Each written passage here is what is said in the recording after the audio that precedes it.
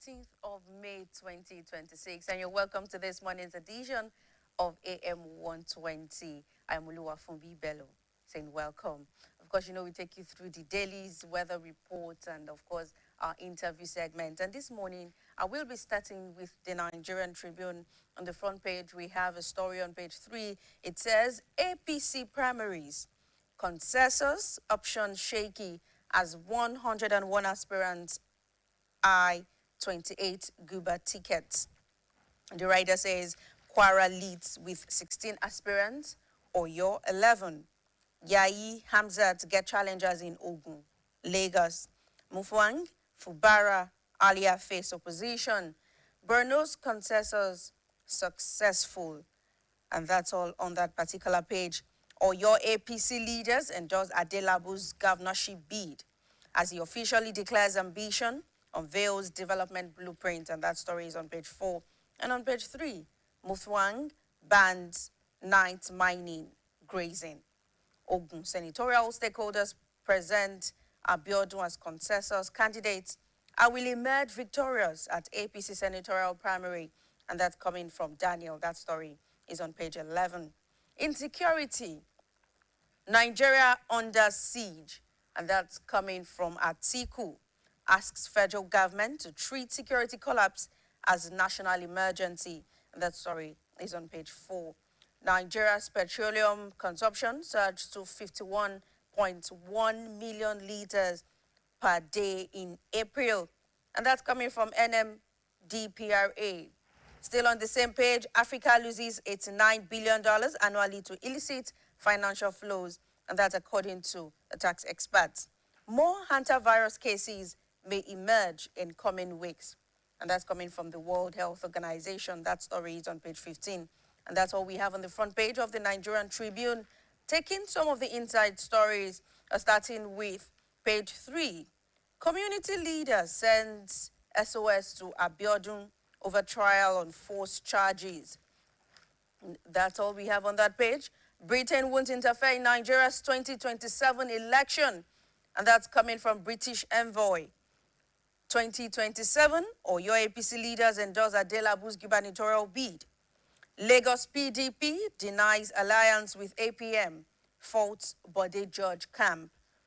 Insecurity, Nigeria under siege, and that's coming from Atiku. That story, those stories are on page 4. And on business and economy, on page 5, Africa loses $89 billion annually to illicit financial flow, according to a tax expert.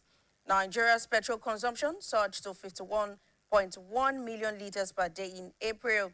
CRC Credit Bureau, recognized as Nigeria's best credit bureau. And on page 6, Nigeria's tax reforms key to economic growth. And that's according to the finance minister. Banking, oil stocks drive surge at NGX. Investors gain 1.36 trillion naira. FCCPC supports Lagos government on measures to stop estimated billing. FMCG firm receives triple industry recognition at Advan Awards, and that's all we have on page 6. Moving on to page 14. 1.96 million candidates sit for May-June 2026 WASC. That's coming from WAEC. Only 450 schools opt for CBT exam nationwide. It says Lagos targets infrastructure, education, growth with 4.444 trillion naira 2026 budget. And that's coming from the commissioner. Strike. Federal government, SANU, NASU resume renegotiation talks today. Federal government shifts a co-bridge closure to May 19 midnight. Brain drain. Lagos moves to improve welfare, attract doctors in diaspora. More hantavirus cases may emerge in coming weeks, and that's coming from the World Health Organization.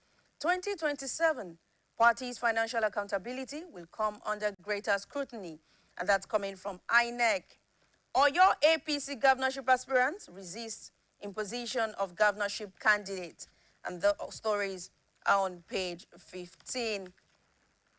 Moving on to the back page where we have some sports stories. But before we take sports stories on page 28, Oyo Gunmen abduct businessman in Irawo community. 3 persons seized from Ogun Estate. Court sentences man to life imprisonment, death by hanging for raping, killing teenager in Ibadan. NUT kicks against federal government decision to abolish UTME for NCE applicants. TRCN begins sensitization of teachers on digital literacy. Troops intercept 400 Starlink communication devices allegedly from insurgents. Ekiti, Guba, APM governorship candidate steps down for Oyebanji. Oyebanji Bamidele said no breathing space for position in battle for votes. And on the back page where we have a sports story, EPL title, City still under pressure. And that's coming from Godola. And that's all we have on the Nigerian Tribune. I'll be right back after this break. Please stay with us.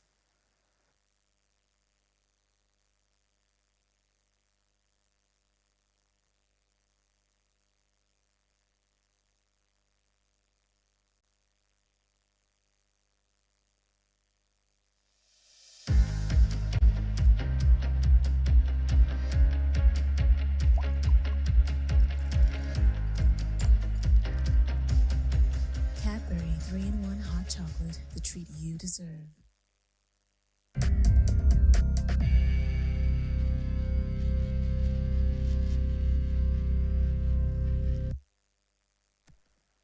All right, thank you very much for staying with us. And over now to Vanguard newspaper. On the front page, we have, of course, political stories. On page 2, APC Knockout Day. 30 governors, 88 senators, 242 reps, 2,620 others no fate today. And the writer says, party to release screening report today. Ilwatda reads riot act to aspirants. I'm ready to face any aspirant, beat Abiodun in primaries. And that's coming from Daniel.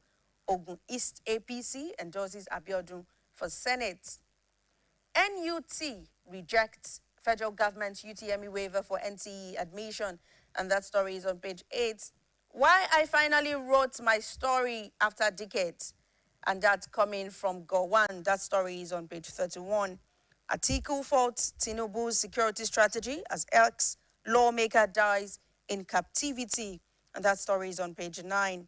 Over 72 killed as military bombs. Zamfara market. No civilian casualties. And that's coming from DHQ. That story is on page 7. And on page 9, xenophobic attacks. Nigerian lives more important than investment. And that's coming from Oshomole. 2027 polls, Makinde to declare presidential ambition, unveil PDP, APM alliance. And that story is on page 10. British government has no preferred candidate in Nigeria's elections, says envoy. And that story is on page 8. And on page 20, petrol consumption jumps 10.8% to 52.4 million, defies higher pump prices. And lastly, on the front page of the Vanguard newspaper is a story on page 6. It says, Nollywood actor Alex Ekubo dies at 40 after battle with liver cancer. It was a rude shock to everyone yesterday where we heard the story. May his soul rest in peace. And that's all we have on the front page of the Vanguard newspaper this morning, taking some inside stories. Moving on to page 4, Zamfara government approves new pension package for state council retirees. APC knockout day. 30 governors, 88 senators, 242 reps, 2,620 others no fate today. Moving on to more stories. 6 local government chairmen back Kekemeke for Ondo South Senate seat. 2027 polls. Makinde to declare presidential ambition, unveil PDP, APM alliance.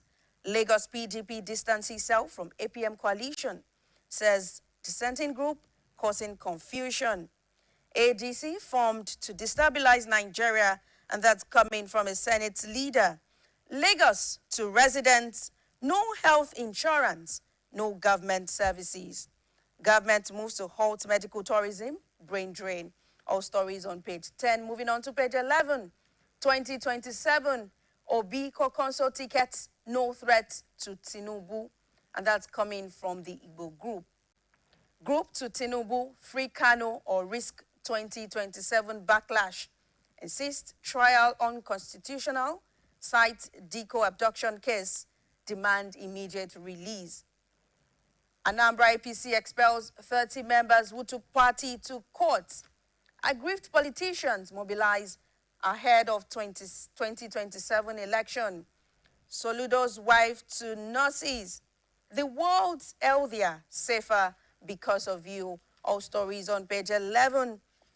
Moving on to the back page, where we have some sports stories. On page 37, Real Madrid targets Osimhen as Mourinho sets terms for Bernabeu return.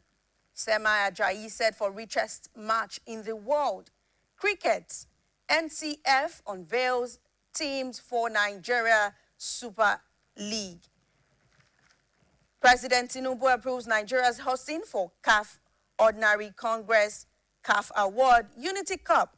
Zadok cleared to play for Super Eagles. And on the back page, we have UEFA appoints ref for Arsenal versus PSG. And lastly, Blackburn open to offer for Eagle star Alebioshu. And that's all we have on the Vanguard newspaper. We'll be right back after the weather report. Please stay with us.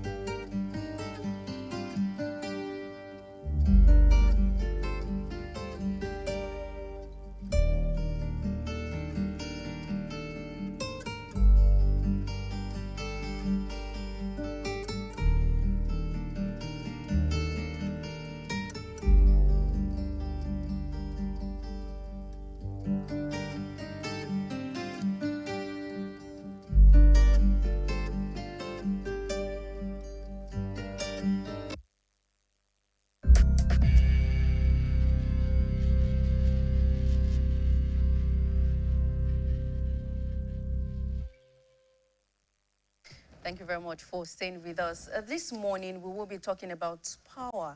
A few days ago, or let me just say, we now have a new Minister of Power after the previous one, Chief Adebayo Adelabu, who resigned a few weeks ago to pursue his political ambition. And now we have Joseph Olasukomi Tegbe, also a son of the soil, who is now in power, the new Minister of Power.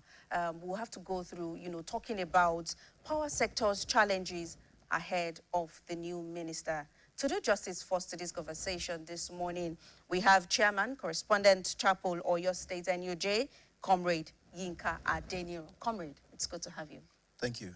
Good morning to you. Good morning.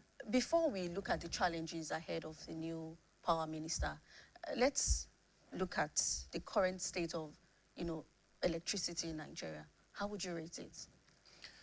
Yeah, the current state of electricity in Nigeria is far, far below expectation. Yeah, because let's not doubt it. Let's not mince word. It's not a bad idea. It won't be bad to say yes.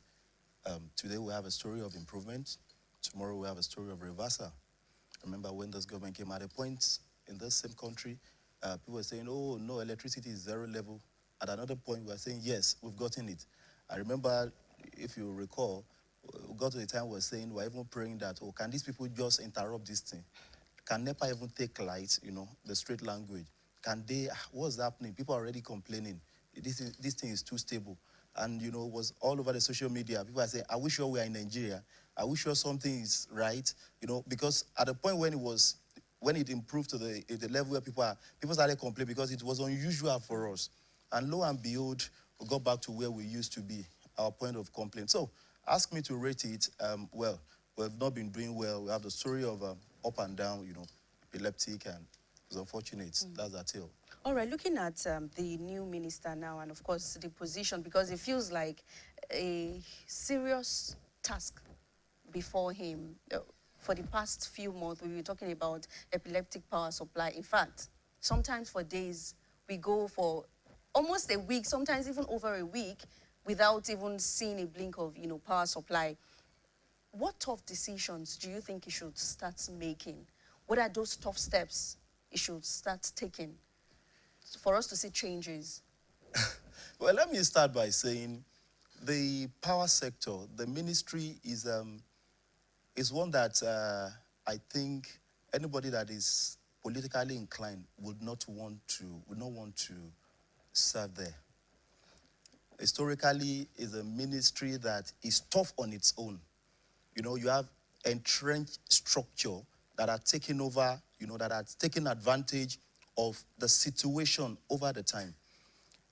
What tough decisions? We don't expect miracle. We don't expect magic. Over the years, we have seen a situation whereby we are too ambitious about what we want to do. When we look at our situation or look at our condition, we only aspire, we only dream. We want to change the narrative overnight. It doesn't work like that. The sector, I think, ask me to analyze. I look at the situation bedeviling it, and I categorize them into four challenges. It has structural, infrastructural, financial, and political challenges. These are just things that you need to understand. Anybody coming there will think twice and will ask him or herself that, what did I do that is making this man give me this appointment? But public service, everybody just wants to say, okay, do what is right. Because it's a sector that has grown to the point that even the inefficiency is the economy of some people. People are taking advantage, milking the inefficiency to their own advantage, to the disadvantage of a Nigerian. It's a sector that, for instance, for whatever crisis that happen, it is a good news for some people. Today you hear of grid collapse, good news for some people. Tomorrow you hear that, oh, the interruption has been intense, good news for some people. People dealing with generator, it is good news for them. And now today we're having people who are dealing with solar, that's because we're not getting it right. That had created another economy. So in the immediate, I think what the new minister needs to do is just take your time, understand what the issue is. When you look at political reasons, you just want to make a statement. You want to show that you are in charge. You want to show that, oh, you can do it. And you do some abracadabra, than just so that people can say, oh, yes, we are there. It may not last. Give it to anybody that has served in that position. I know what they go through to some extent. Ask them. People who have served in that capacity, they will tell you even to a large extent they cannot sleep, they cannot think. Because when you think, oh, you have gotten it right in this state, in this region, there is another issue in this region. When you look at it that you are not getting it right here, you have a lot of interest to deal with. Is it from the GenCos? Is it from the DisCos? Is it from the Transcos? Is it from those that are generating it? You have a lot of gaps. So what I think the new minister needs to do is sit down, identify the gaps. We're not looking for immediate quick gains, quick wins. If we have tales of not having electricity not meeting our needs for a period as long as 1 week, 2 weeks, then we can take the time to say, okay, what do we need to do in the immediate? Today you hear of grid collapse, tomorrow you hear of grid collapse, next time, we are so used to grid collapse. You look at interest, you look at, people that just feel that even when government is getting it right, they just don't want government to get it right. They don't even care about how it affects people. And this is a sector, trust me, if we get this thing right here, it's going to make a whole lot of things easy for people. It's going to drive our economy. The small, medium scale businesses, a lot of them petty traders that thrive on this, their business is going to have something to stand on. So I think in the immediate, what I think the minister needs to do is there's no need to rush anything. Thank God he's not politically ambitious. He's not considering, okay, he wants to put that in his scorecard. It's not as if the former minister didn't do anything. We all hailed him and we say, yes, he's doing this, he's doing well. And suddenly, what happened? The people in charge of the sector took over from him. It's unfortunate that we have to, because of personal interest or for whatever reason, we have to keep going back, pulling down, discrediting ourselves and pulling down results. All right, now that you've mentioned the former minister, I think we should all look at maybe the things he didn't do, those places he never touched, the things he didn't do right, and of course, what this current minister should look at to watch out for, and of course, lay his hands on. But before we go into that, we have a commercial break, and we'll be right back. Please stay with us.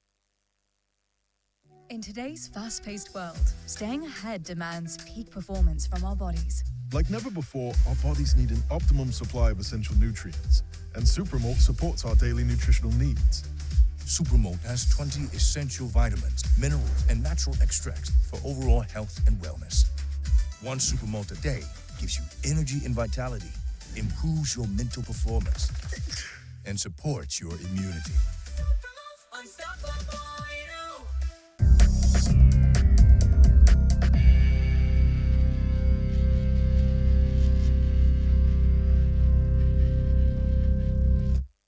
Much for staying with us. We're still talking about power sector's challenges ahead of the new minister. And before we went on that break, comrade, you mentioned the previous minister, Chief Adebayo Adelabu, and I was asking, we're talking, and I was saying that when we have, someone filling a position without a prior understanding of such position, maybe, do you think he probably didn't make much inquiries when he got there? Because for the past 1 year, we've had the issue of grid collapse. I think almost about 20 times. It was like it became a national anthem at some point, and it felt like it was just constant.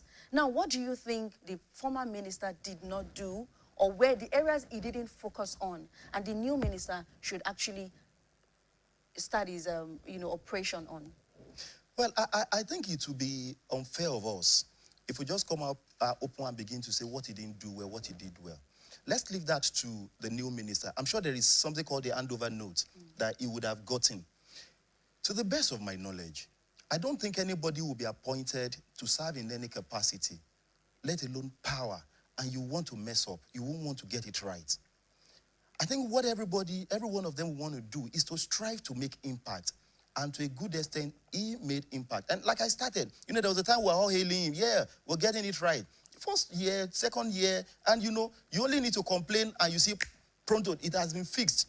And suddenly, like you said, election was coming, and perhaps maybe the owners of the territory decided that it's their time to strike, and they choose to do what they so for the new minister, like I said, I think it's just for him to study the handover notes, look at the gaps. There are things we need to do.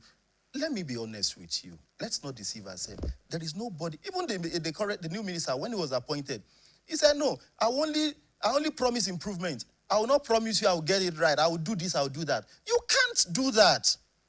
You cannot come and say, don't worry, I'm not the power minister. Give me 2 days, give me 3 days. You will see magic or you see miracle. It doesn't work like that.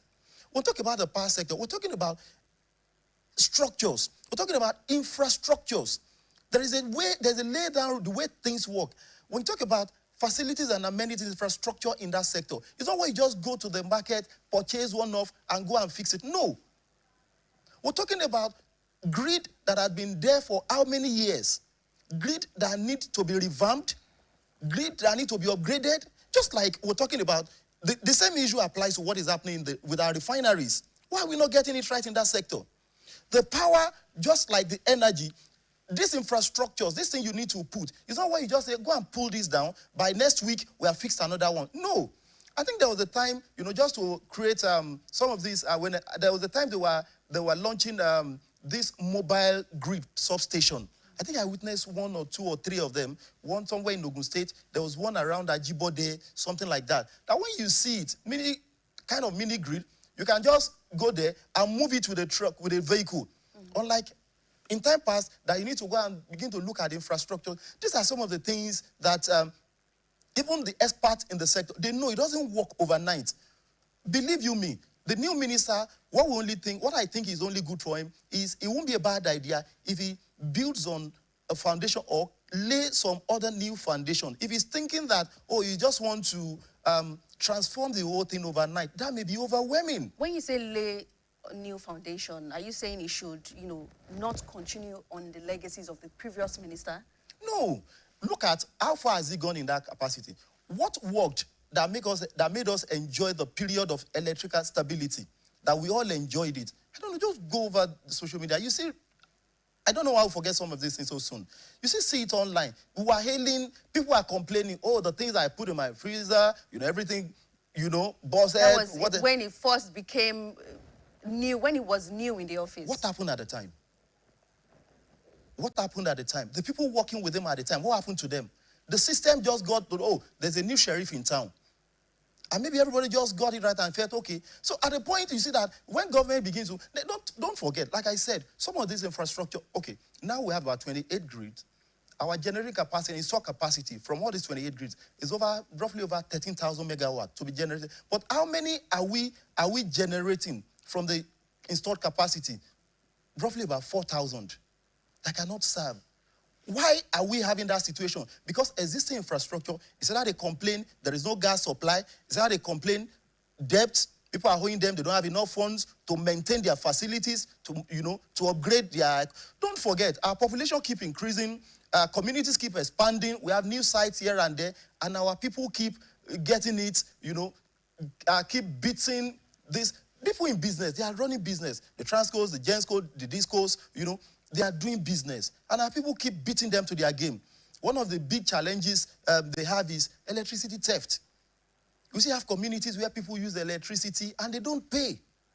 And that's why you see that they say, estimated billing. You see, because they know that this thing we're buying from those that are generating, from the Gencos. When they generate, what is the capacity of the Transcos? Between what they generate, they give to the Transcos, those to transmit it. I mean, during the minister's screening, he mentioned that we generate enough, but distribution is the problem. That is it, because between the channel of distribution, the infrastructures, saboteurs, cabals, that is where they make their own. It's just like when you say crude. We got crude. Before he gets to the point of saying, declaring how much you got, you see people, vested interest, they've cut out their own to make money for themselves against the system. These are some of the things over the time has its impact, because the amount they generate has the cost, comes with a cost. And we know that, okay, because this is what we're generating, this is the capacity, this is the amount, monetary value, this is it. But by the time it gets to where it should get to, the leakages, the theft, failure of some of the equipment to transmit it to the end users, shortage, loss here and there. So it's about it's a value chain, and the value chain is really long, and this is some essence. So for me, it's not about just look at what is the magic. What do we need to do in the immediate? Even when we strategize for the future, what palliative do we need to put in place? Can we get this thing going? Before we talk about expansion, can we talk about reset? Can we talk about functionality? The amount we generate, can we distribute it? What are the challenges to the distribution? Yes, it's a period that people complain electricity is too expensive. Oh, is that band A, band B, band whatever. To some people, we just need electricity. Just give us. And lo and behold, where electricity has been very, very good now, a lot of people, they are now opting for green energy. So, before we even talk about that, I still want us to talk about the issue of distribution and, of course, the different bands you've just talked about. Do you think at this point, you know, the new minister should start thinking of or looking at scrapping the bands? Because is that also holding on or holding back in terms of distribution now? You know, sometimes in a particular area, few miles away from you, or just very few kilometers, you see, you know, an area across you having constant electric power supply. But here you are, you can barely boast of or talk about 2-hour, you know, power supply. Do you think we should start talking of scrapping the different bands? Would it also help in terms of distribution and, of course, generation and the value they get from, you know, customers buying electricity? Well, the idea of band is just to create a kind of pocket-friendly packages. Let me use the word. You see, when you look at it, the telecom sector, they say they have different packages. I wouldn't. Okay, go ahead, please. So they said it is packages because you don't expect that you are on band A. Okay, I was having a conversation over the weekend, was about electricity in my area, and they said, no, you guys are on band A, and they said band A, your bill, if you have not been metered, blah blah blah, is around 65,000 or thereabout. Monthly. So even if you have issues with your meter, you're not getting it right, you're going to pay a loss of revenue. It's about 35,000 or something. And, you know, right there and then, members of the community looked at it and said, 65,000 on band A, just because, do you understand? For some people, it's very convenient. For some others, you ask them, it's about creating options. It's about creating, you see, until we begin to get accountability for energy usage, we may not get it right. A lot of times we just want to talk about, oh, we need electricity. We don't have electricity. We need it to do this. We don't talk about the implication, the cost implication, especially with the rising tariff. It's until you have it, until you begin to use, and you now begin to say, oh, so this thing is this expensive. I've had people that say, oh, they enjoyed it for 20 something hours, and at the point people started dumping it. You see, discourse will be very glad to supply power to areas and sectors they know that the volume I supply is the amount of money I will get. But are they really getting, in all, let's look at it factually now. Do you think they're really getting the worth of the energy they supply in such areas using band A? Because over time we've heard complaints that sometimes some of these people bypass. So are they really getting the worth they are supplying these areas? And of course, don't you think everyone should be entitled to power? Everybody should be entitled to power, so long you need it. It's just the norm.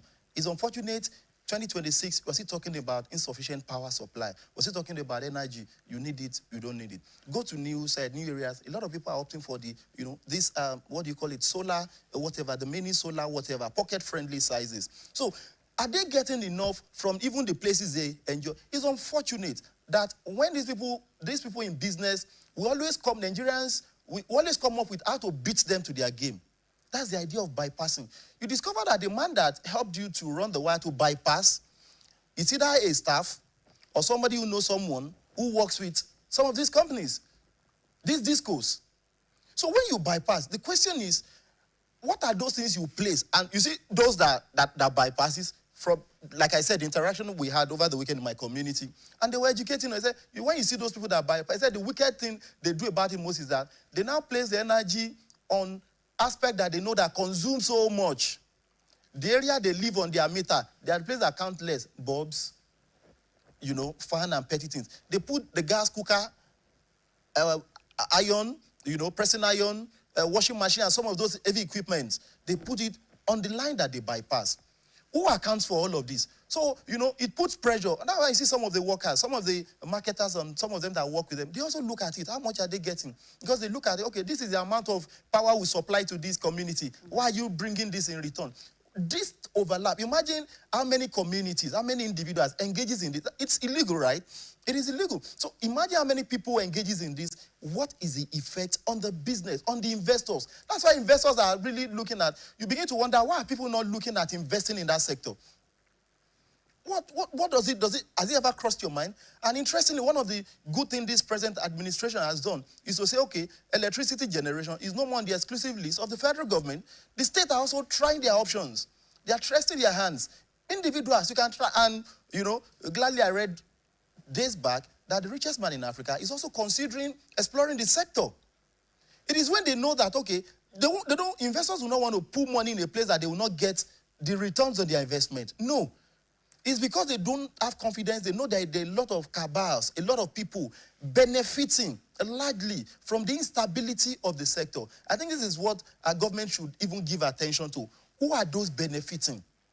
People who plan grid collapse. People who arrange grid collapse just because they know that when there's a grid collapse, it is contract opportunity for us. When you say people will arrange grid collapse, I mean, allegedly, Yeah. or you're saying it like you're certain that there are certain people who just want the grid to collapse. A lot of times, we hear of, only a few times we hear of natural causes when grid collapse, wind, thunderstorm, only few number of times. Most times we read about attack. Are they ghosts? Before you continue on that, we have a commercial break. We'll be right back. Stay with us. When malaria knocks you down, you can be sure parasites are having a party in your system. Welcome to our new kingdom, guys! Comel, an effective weapon against malaria.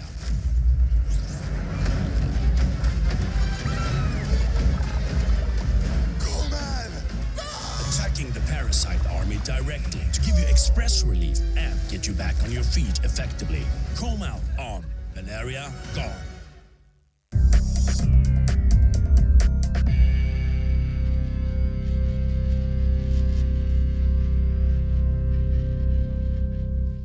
Thank you very much for staying with us. Still talking about power sector's challenges ahead of the new minister. Before we went on that break, comrade, you were talking about the constant grid collapse, and then you mentioned saboteurs allegedly causing the incessant. Do you think that's the case? Yes, like I was saying, only a few times we hear of natural causes, thunderstorm, windstorm, whatever, and rocking the grid, because a lot of times they factor some of these natural incidents to make it firmer. But when we have saboteurs, we hear of bandits today just because they are planning attack. They know when they disrupt the grid, electricity supply to those areas is going to be down. It's going to take some weeks before it is fixed, and they'll be able to perpetrate their evil act. So we have report or record of this. Are they ghosts?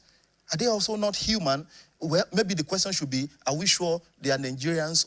But because the fact that the truth is they are enemies of the state. It's unfortunate we have people who are interested in reversing the little gains we make over time. And that is why we are here. So when we look at some of these challenges, you begin to wonder, how easy will it be to be able to progress when we are amassing gain? When we are amassing, these are some of the issues.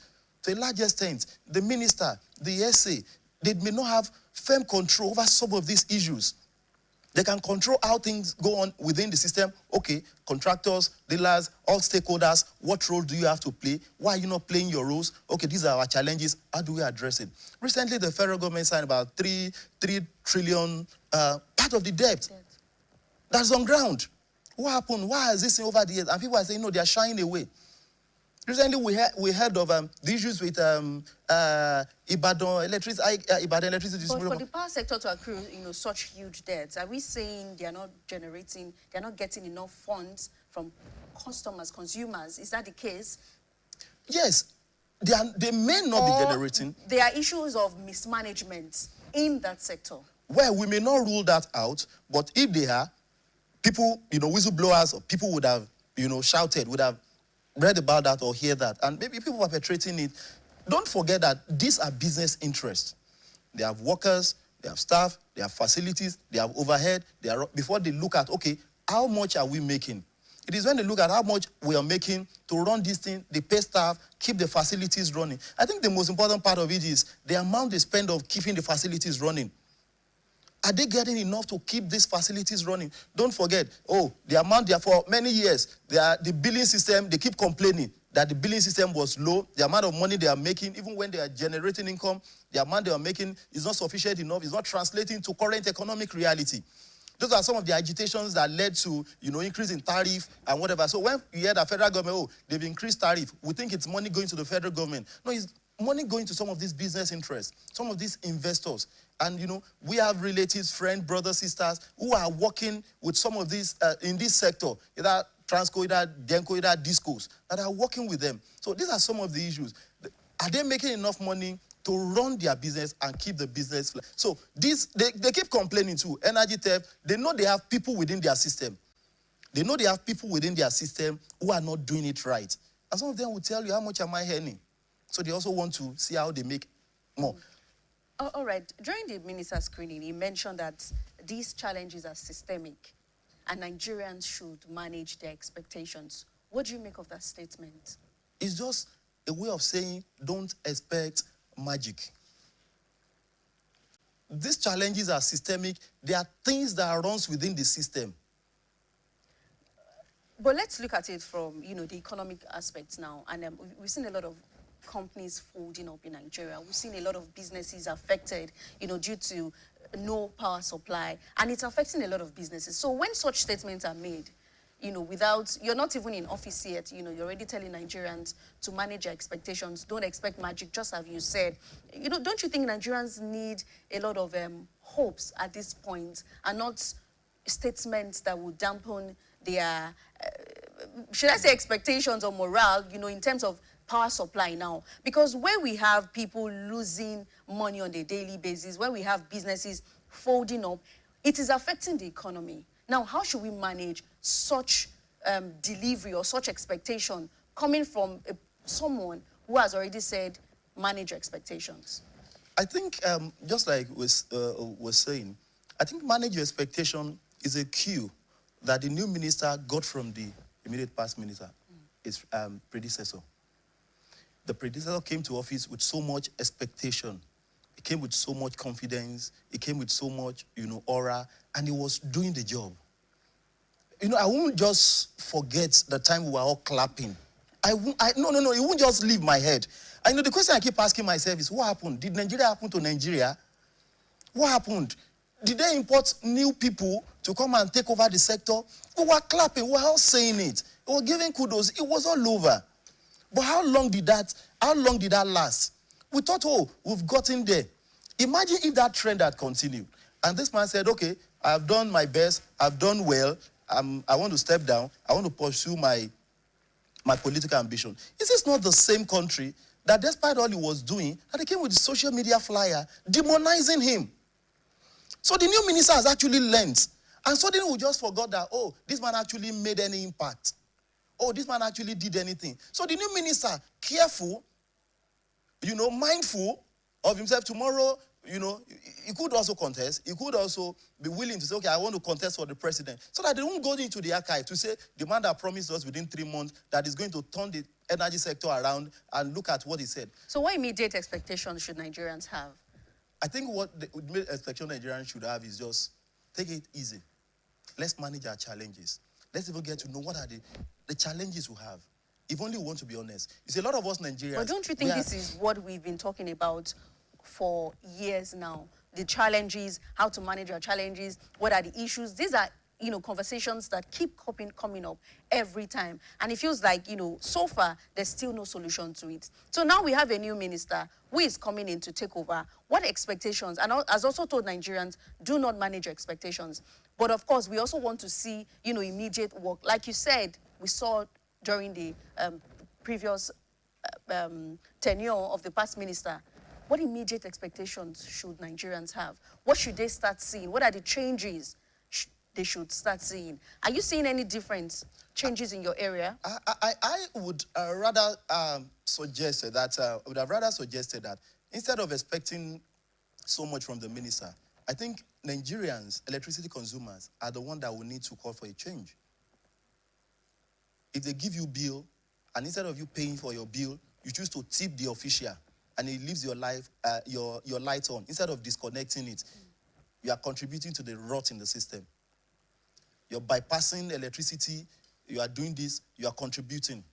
Every act Yes, people will tell you, Jenny, is it not Nigeria? Yes, everybody, we are all part of it. Yes. In fact, some people will they'll tell you they are proud to be, yes, to be part of it. What about those who put in position? Corruption here and there. So this is my own corruption. People are comfortable even in doing, doing what is wrong. They are comfortable, yes, in their clothes. When you bring it to the open, a lot of people will shy away, they will not talk. Let's ask ourselves, put 100 people, bring 100 people from the rural communities and ask them, how well do you pay? What do you pay? Do you tip electricity officials for them to do this? Do you bypass? Do you have meter? Do you have this? By the time you aggregate all of these results, you see that we also have roles. When we don't talk about some of these things, what we are doing as electricity consumers, as citizens, as Nigerians, and we are having high expectations. Most times that is why it doesn't materialize. Whatever government policy is doing, so long these people are not generating enough to keep running their business, we'll keep suffering it. At the time, I remember the former minister was saying, no, the communities should not pay for, don't buy transformer, don't buy pole. It is the business of the distribution companies to do all of it. But go and find out. Communities are still doing it. And when they buy transformer, they give you contract, sign it, that you are transferring ownership. It doesn't mean they are going to give you that free service for 2, 3, 4 months. People are saying, why? Because they know when you ask the officials what's happening, they'll tell you, if you know the long list of those expecting transformers that we have, don't worry, we just add your own to it. Maybe in another 20 years, it will get to you. So why is that? To some extent, some communities are contributing. They are making this effort. But is it translating to service improvement, delivery? No. Look at the needs of the communities. Day in, day out, communities keep expanding. We have larger people keep going to a new site, and they are stretching. So do you think we should start talking about decentralizing, electricity supply in Nigeria? What I would have even suggested is, can we have a system whereby we break this grid system? Can we generate electricity on regional basis, based on our peculiarity? Take, for instance, the northern part. You know the high intensity of solar we have there. Is it possible that we'll come up with a plan to generate solar energy that can serve that region? The intensity of solar there, even 6, 7 p.m., you are still feeling it. Can we look at a grid system that runs on that? Look at the place that, there is enough water, hydro. Can we centralize for that region? Look at the east. We have coal. Can we consider using that to generate it? You see, when we decentralize from all these grid system, for whatever, it gives people a sense of, this is the area. Each area will have its own peculiar challenges. Unlike having it at national scale. Imagine something happening in Kanji Dam, and people in Oyo State, Ogun State are complaining. So I would have suggested, I know experts too would have considered that a lot of times. But do you think we do not have enough resources to pursue this? Just as you said, it has been said over time also, this analysis. But do you think we do not have enough resources to make that work in terms of decentralizing electricity supply? Well, in terms of resources, I don't think there's anything we don't have enough resources for in this country. So is it a will? Is it a matter of will? It is about the will, about the policy direction. Because when you look at doing that, and people want quick gains, all of this we're saying, for instance, we want to decentralize and create something solar for a particular region. We're talking about what would take at least 5, 6, 7 years to materialize full scale. What happened between those periods? What are people going to be on? Can people wait that long? Can they continue to manage situation? But I think the earlier we start, the better for us.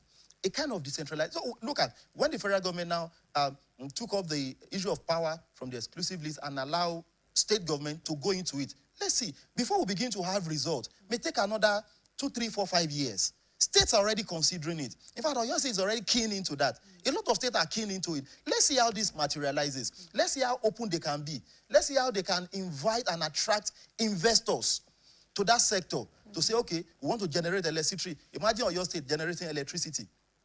And, just for the residents and maybe neighboring communities, neighboring states. Fine. The pressure is off the national grid. The pressure is off federal government is this. We won't be looking for one minister. And I'm happy you just mentioned the issue of investors now, because you're looking at the economy of the nation as a whole now. Do you think we are driving enough investors into the country? We are driving enough investors into the country, but the question is to what sector?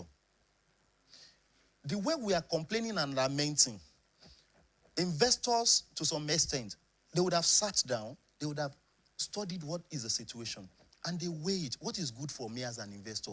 My interest is my money. If every investor will tell you Nigeria is a good business destination, we have the large market, we have the consumers. There's nothing you bring that you will not have market for. And that's why a lot of times we see Nigeria as dumping ground for whatever product. Despite all what Sun and Standard Organization and all of them, that's not what they are doing. You know, they say have a way of beating them, you know, here and there. So every investor will see Nigeria as, so it's about how do we get it? Do they have, is there policy, they look at, do we have policy on ground that can make return on investments worth it? Look at when the telecommunication sector, when it came up, you know, this GSM and thing of a thing, when it started, initially it was, remember how much you were paying for it to buy a SIM card? 30-something thousand, 40-something thousand. Why? At the point, they expected that, oh, we're bringing our money, we expected government to do this, put this on ground, but government did not. They put their money on it to run it. And within how many years, they recovered their money. How much are they selling SIM card now? Even though we see complaint of, okay, tariff and whatever. Look at the sector. How many years is it taking us? It's time to go, comrade. But with the structures we have on ground now, with everything we are seeing, and of course, what we heard the minister say during the screening, do you think uninterrupted power supply is feasible in Nigeria in, you know, let's say in the next 1 year when this tenure of this administration is going to lapse? It is very, very, very, very possible. It is very, very possible. You're optimistic about that? I am, but I'm not expecting any miracle. All right. Thank you very much, Comrade Yinka Adeniran, the chairman with correspondent Chapel, Oyo State, NUJ. Thank you so much for your time. Who spoke to us about power sector's challenges ahead of the new minister. We'll be right back with our second guest. Stay with us.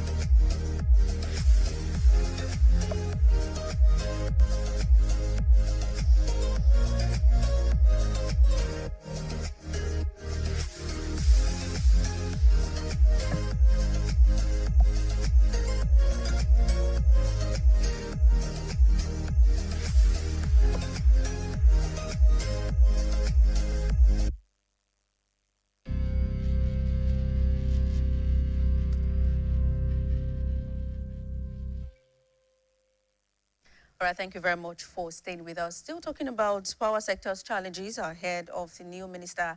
And we have our second guest in the studio this morning. He came all the way from Oshogbo, yes, to do justice to this conversation.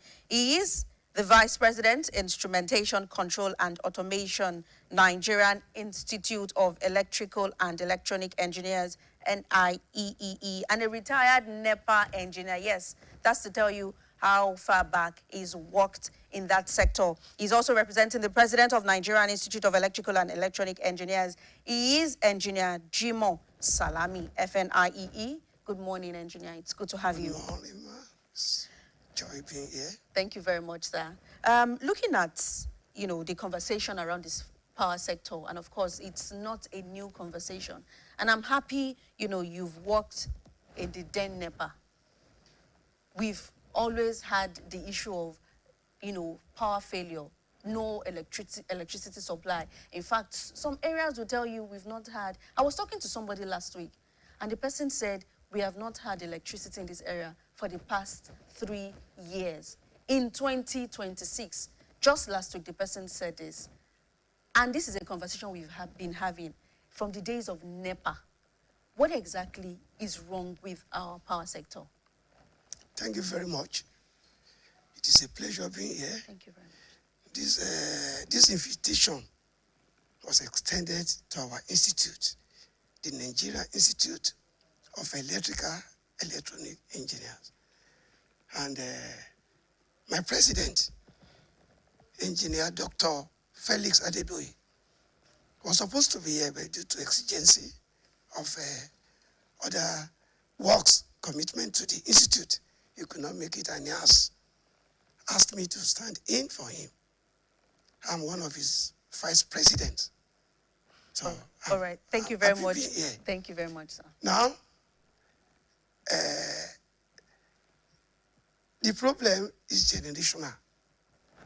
The problem of power, the problems in power industry is generational.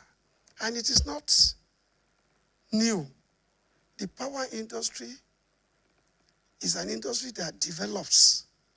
It's systemic. Most of the things we use there are not off-shelf. They are customized. It is a system. That's what I mean by that. It is a place that we should plan for. And the moment we don't plan, it's as good as we have missed it. And it will never be the same thing. When you say it's a generational issue, what do you mean by that? What I mean by generational issue is that we've not been able, or successfully, efforts have been made. There's no doubt about it. But we've not been able to get it right completely. It is a system that we have to plan for. It is a system that deals with population.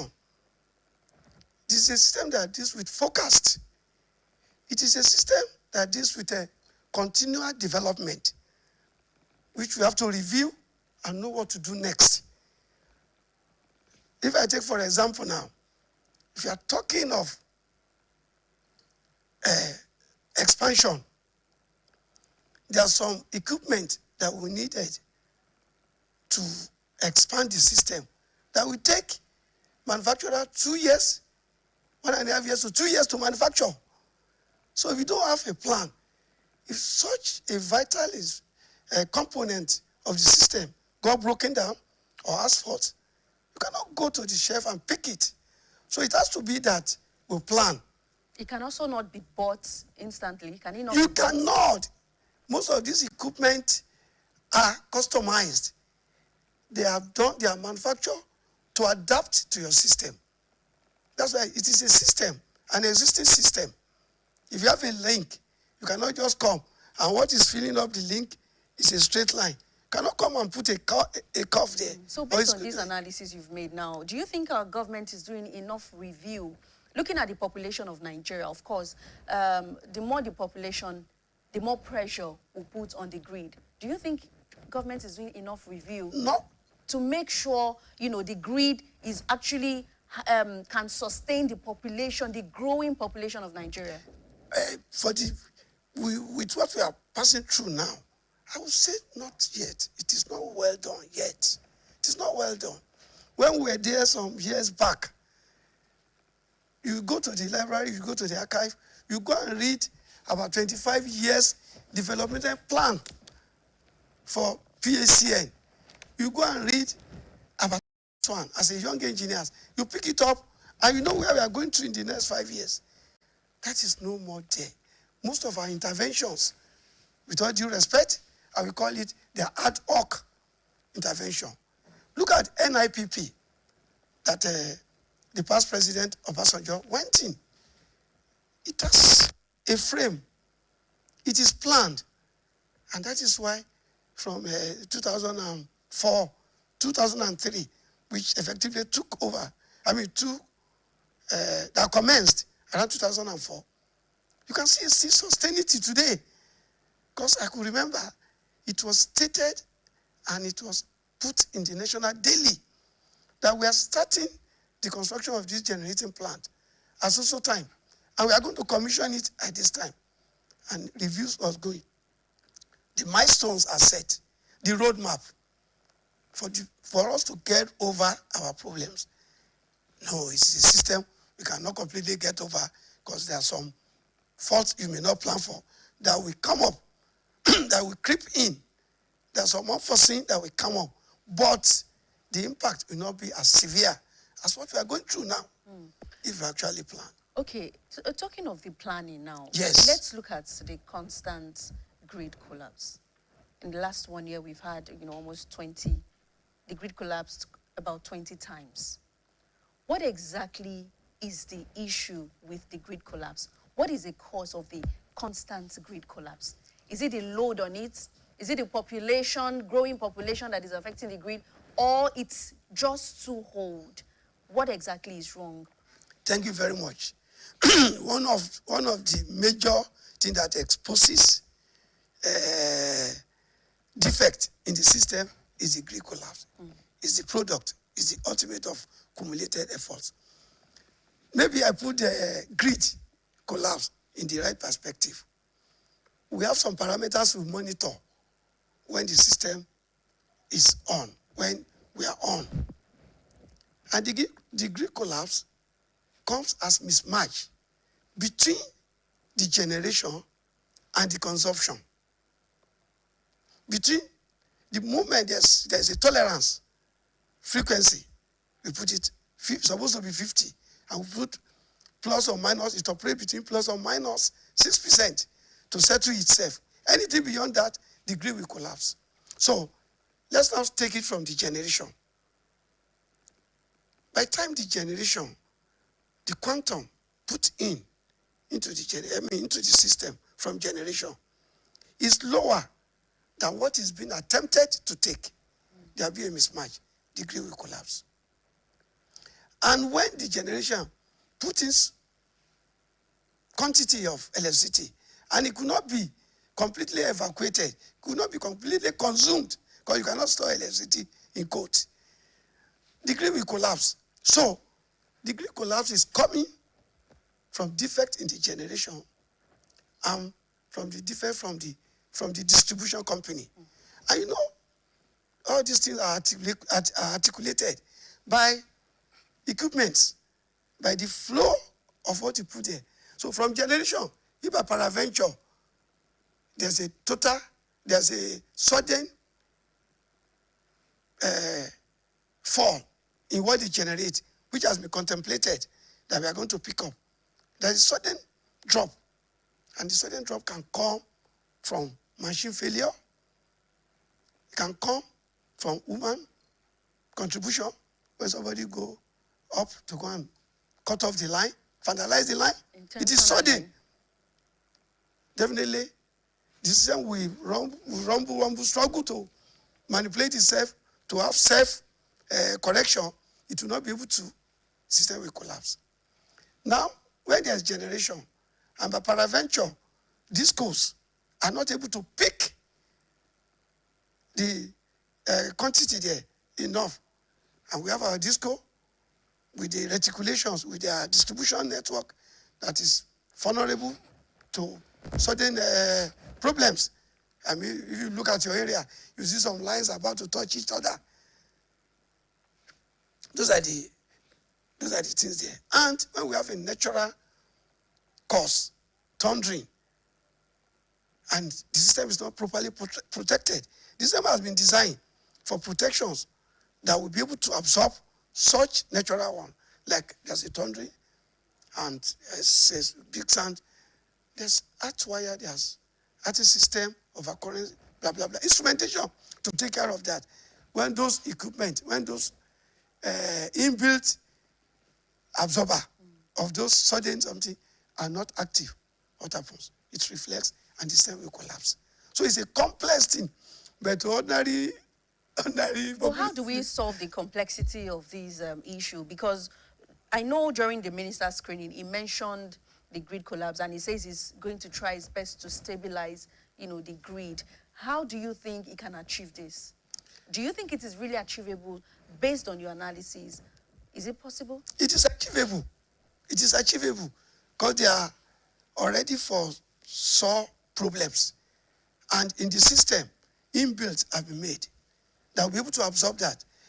When the minister says that, what I see more in grid collapse is first of all to start from discipline, where every part, every sector of the chain will stand up to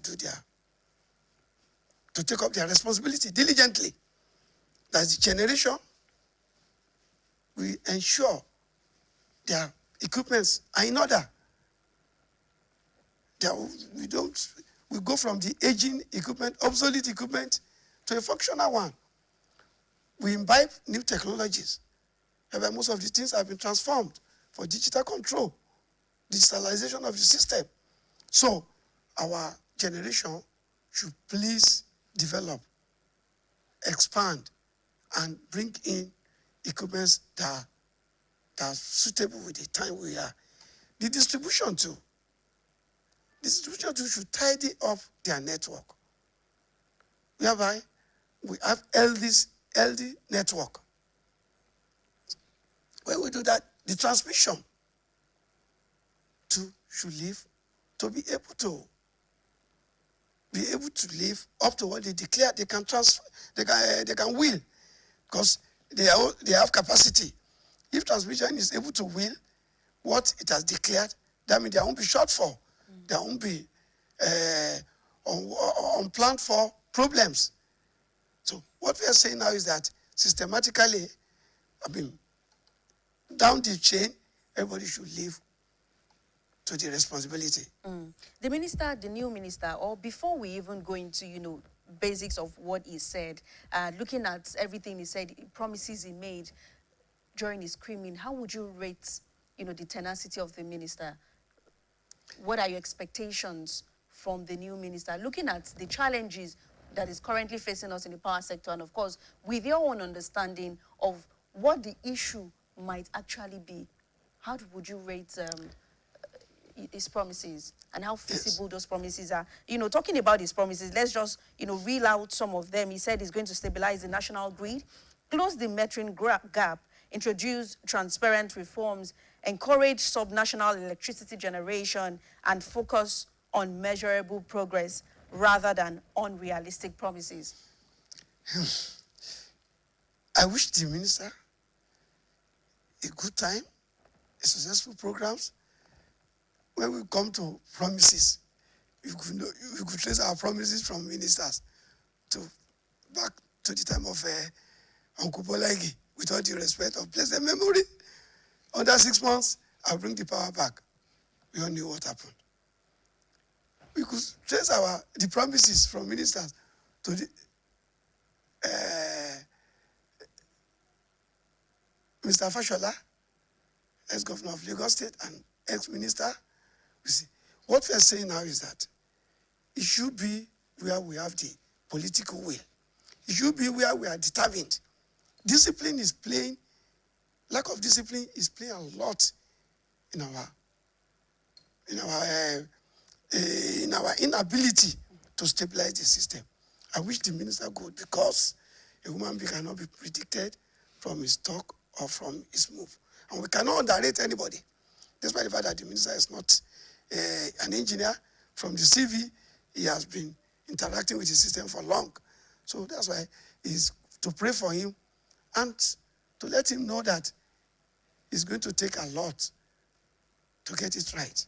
It calls for discipline. Discipline on the part of everybody. The business should be the business. It is not, power business cannot be political business. Power business cannot be influences, overridden or overwhelmed by influences. It is to study the system and know exactly where the defects are. It's not difficult. Everybody can come up with their papers. That is, the sectors who are responsible. The generation can come. Look at the generation crisis now. The liquidity crisis in the generation. Do you think they're generating enough? Enough, I want to understand it. Enough, it is not enough. In the sense that every one of them declared its installed capacity. But due to some other, the mix in the generation, they cannot meet it up. I'm coming from the gas, which is a third-party contribution in the system. If the gas is not there, they won't be able to fire their turbines. That's what we are calling stranded power. When a generating plant is able to generate 500 megawatts, and because of gas, which he never contemplated that he won't get gas to run it, is being pegged to generate 200 megawatts. So what can he do? And the Nigeria Gas Company is a third party in this system. You could see the federal government recently paying off some debts, some accrued debts to them. So this way, minister can assist the system, ensure monies are paid, the GENCOs are not stranded financially. Those are the impacts the minister can bring into the table. Okay. Now you've pointed out, and I'm happy because you understand it clearly or very well. And talking of the major issues, reasons why we are experiencing constant grid collapse, do you think we should start talking about decentralizing power generation? Will that help our electricity supply in Nigeria? That's another discourse, because from professional point of view, we have diverse views about that. What do you mean by national grid and a mini grid or isolated power? National grid is where there's interconnection, where all the generating plants, where all the generators are connected with the distribution, so that we'll be able to see if there's a problem here, this one can pick it up and restate it. We will not notice it. So there is this school of thought that maybe our grid is so wide that one effect here will affect all. But that calls for study. You have to. It's not something that somebody can look at a straightforward issue and say, no, this one is better. We have to study. Those who came up with a centralized grid have their reasons at that time. Now, in many countries, we have gotten mini grid. No doubt about it. So really where it is so far, because the longer the generation is being stretched from the consumer point, there's what you call voltage drop. So all those parameters have to be factored in to be able to see what is better for us. We are already using a mini grid in Nigeria. The Rural Electrification Agency, all these solars, they are standing alone. They are not from the network, from the national grid. That's why when they are talking about national grid, they will tell you it's 4,000 megawatts we have in the national grid. We are not taking the contributions from this mini grid into it. So mini grid, the central grid, we have to determine which one is better for us due to our own peculiarities. All right, let's look at a practical view now. Just give us practical. For those that do not understand this grammar we've been speaking since, who are those responsible for distributing, well, I already said distributing the power, because when we look at it, all Nigerians want is for us to have lights. In a layman language, let us just have light. Now, when we do not have light, who do we hold responsible for it? Thank you very much. Like we say, it is a chain. Generation, transmission, distribution. Generation, it generates. You make available, you manufacture the power. I put it that way so that everybody will understand it. Yes. Generate, you put in the product. Transmission, it transports it like logistics. You wheel it. Distribution, it gives it to the consumer. The customers are served. The end user, they are served. So, with all sincerity of purpose, the three sectors have their own contribution to the failure on the ground. But where is the major issue coming from? Is it that the GENCOs are not generating as much as they should generate for the transmission to happen, and it's not even getting to the discos at all? Or, you know, the discos just feel like we have to hold on to it because we are not getting enough generation, so we have to just manage what we have. What exactly is happening? How does it work? Let me put it this way. Like I've said, these three sectors have been manned. The generation has been privatized, fully privatized. The intermediary, the wheeler, the transporter, that is TCN, is still under government. The distribution, discos have been privatized. Let me pick it from the disco, which is the closest to us, to the customer, to the consumers. The discos are having their own, inherent problems and their own inadequacy. From the metering, there's a problem. We have not been able to meet up. Nigeria has not been able to meet up and to meter. Everybody's pushing it this way. This federal government has intervened when they are not supposed to. The distribution too are saying they cannot. Then the major thing is our own. The responsibility of the customers are not being met. People are not paying. They are not paying for what they consume. Largely residing on the fact that I'm being given estimated bill. I'm not having meter. They are not paying the money. And the disco is a business. It's a private business. They cannot put the money from their pocket to subsidize it. So that now covers up their own inadequacy. Their own not meeting their obligations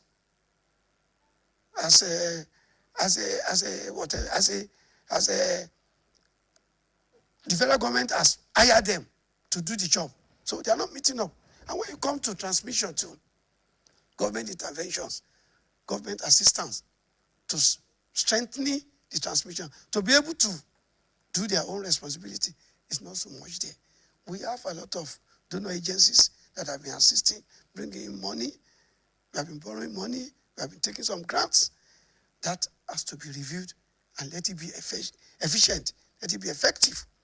When we come to the GENCO too, the issue of money, because their major problem now, which is covering up some of their own inadequacy, is the responsibility to pay them.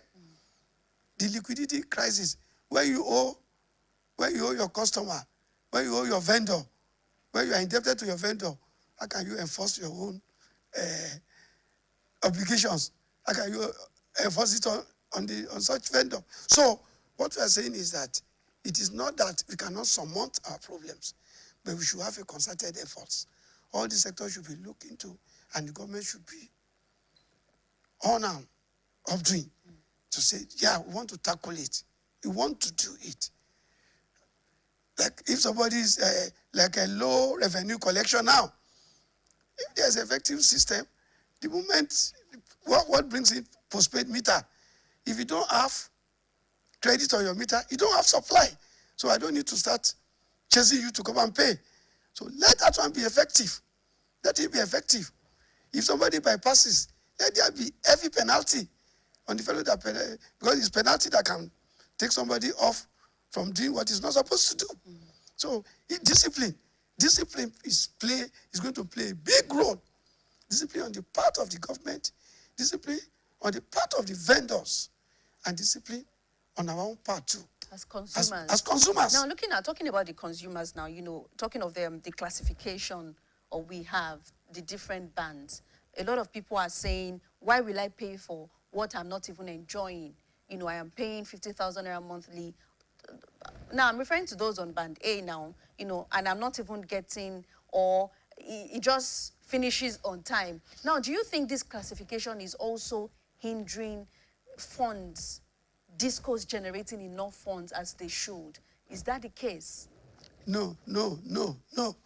We are giving it to a layman understanding. The way you have your meter, you are paying for what you are consuming. Let us pick it from that. The moment you have your meter, it is the transient, it is the changes that people are not able to understand or accept on time that is making them to say, I pay for it, I'm not getting it. Before, I'm talking of band A now. The rate, the tariff was around 65 naira, 63 naira, I think 69 naira.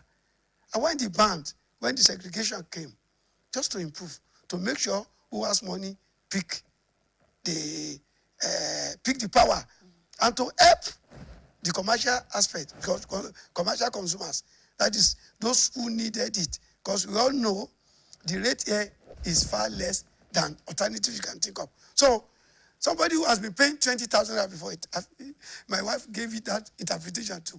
Someone that has been paid 20,000 naira before, when they change your rate from 65 naira to 209 naira, you just do the factor that, I'm going to pay about 3+ times now. So your 20 naira will come to 60,000 naira. Because when they change that thing, honestly, with all sincerity, the management, let me call them the management now, the disco and the transmission and the generation, they put it there that you must have power supply for a minimum, average of 20 hours per day. That's what they put. And for up to now, unless if there's little miss, they are still maintaining it. Because that's the condition. You must have your power for average in a month, 20 hours per day, before you can pay the responsibility and the cost attached to the band A. So, if you have been consuming power at a rate of 5 hours, 8 hours before, and you have jumped to 20 hours, you have to pay for it. And the rate has even multiplied by 3.5. You have to pay for it. So a direct impact to people's pockets that made them to give it the interpretation that we are paying, we are not getting it. You are not paying for what you don't consume. The moment you have your meter, the meter is like a traitor. It tells the whole world what you are, what you have consumed, and what you are paying for. And nobody will come and adjust your meter to say, all the meters have been standardized from the metering lab. So the meter we are having, my wife, with all due respect, out of emotions, because the money we are paying now is high, somebody will say, my meter is now running fast. Nothing. It has been standardized. And it is technical.